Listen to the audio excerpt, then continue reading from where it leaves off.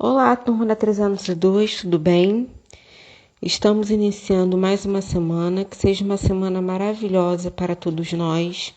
Vamos à nossa aula de ciências, de revisão do capítulo 7, para vocês fazerem as atividades finais. Vamos começar? Classificando os animais. Nós vimos no capítulo 7 que os animais possuem características diferentes. Uns possuem pelos, nascem da barriga da mãe, que nós chamamos de vivíparos. Outros possuem penas, nascem de ovos, que nós chamamos de ovíparos.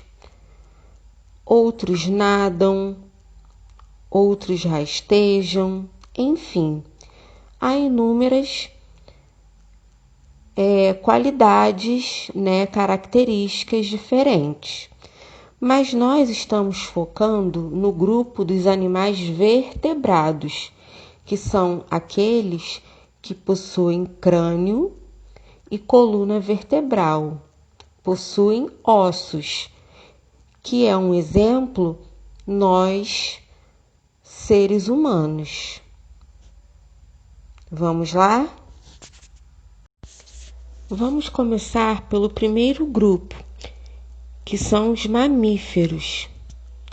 Eles são animais que apresentam duas características marcantes: as presenças de pelos no corpo e de glândulas mamárias, que produzem leite. Os mamíferos, como eu havia dito, são animais vertebrados. Outra característica é a respiração pulmonar, ou seja, todos os mamíferos apresentam pulmões. Essa característica é observada até mesmo em mamíferos aquáticos, como a baleia, que precisa ir até a superfície para conseguir oxigênio. Nos mamíferos aquáticos, se observa uma capacidade grande de armazenar oxigênio. Os mamíferos são animais que nascem através da barriguinha da mãe, que nós chamamos de animais vivíparos, que possuem gestação, igual a nós. Tudo bem? Vamos para o próximo grupo.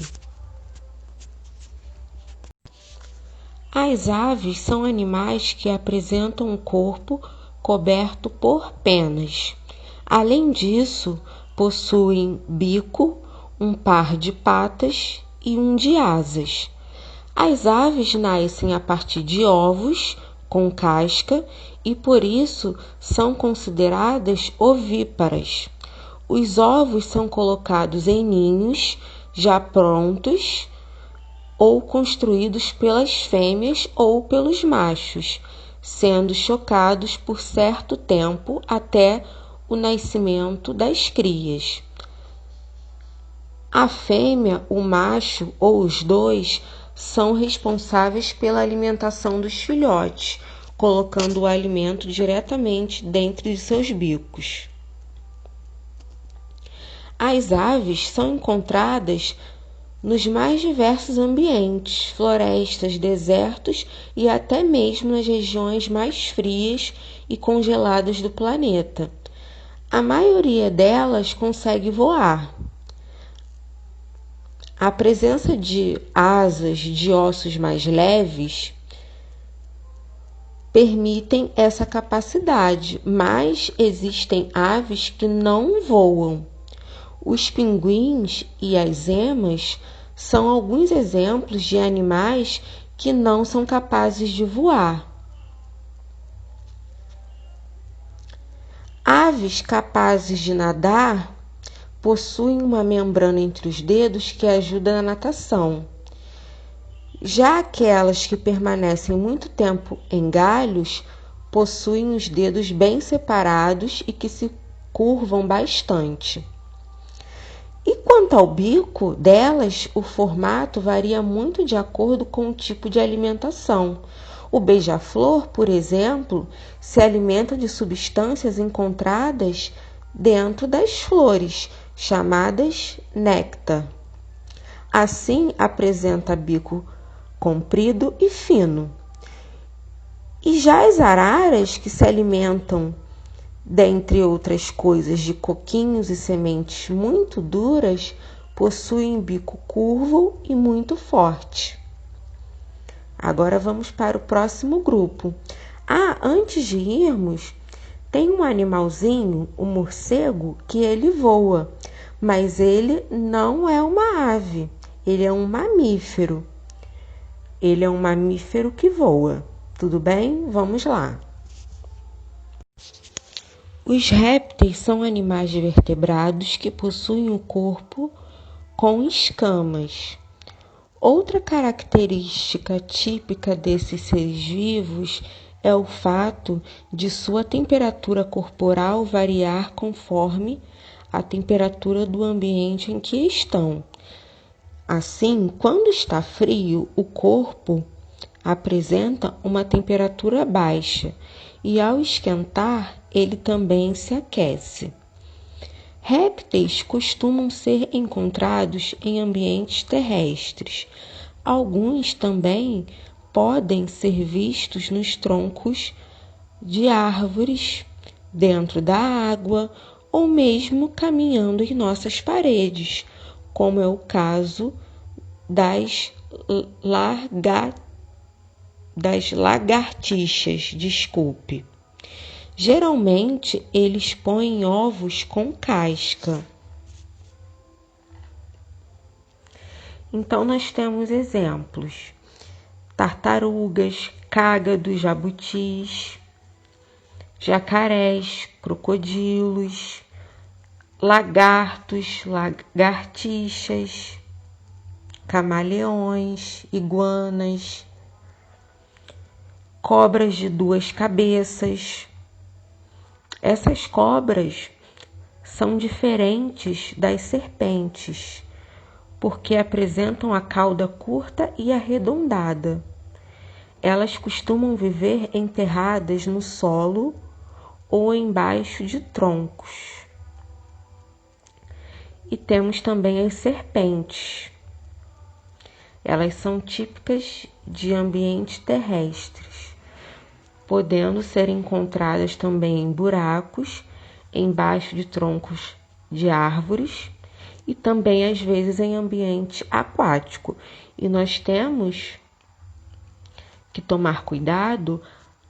Algumas poucas serpentes são capazes, de provocar acidentes, porque quando elas se sentem ameaçadas, são capazes de morder a pessoa, liberando veneno em seu sangue.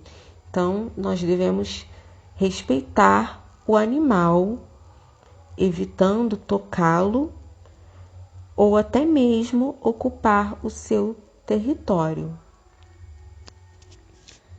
Vamos para o próximo grupo. Os peixes são animais vertebrados. Eles vivem em ambientes aquáticos, seja em lagos, rios, represas ou mares.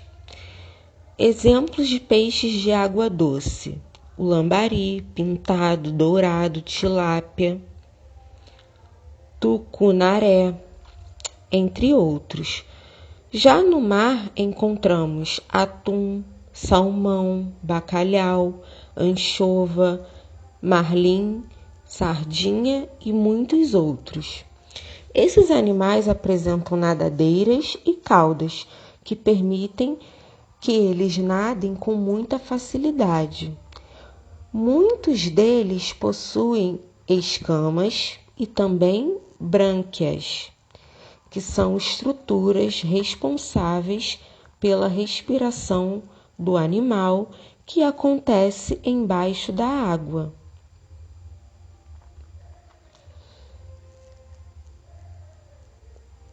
Nós temos alguns peixes que são cartilaginosos. o esqueleto é todo formado por cartilagem.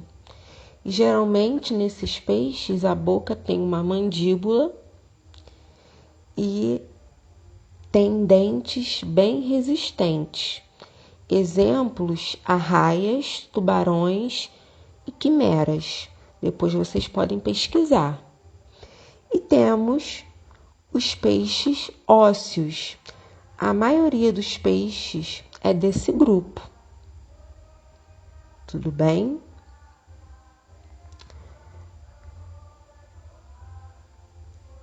Uma curiosidade.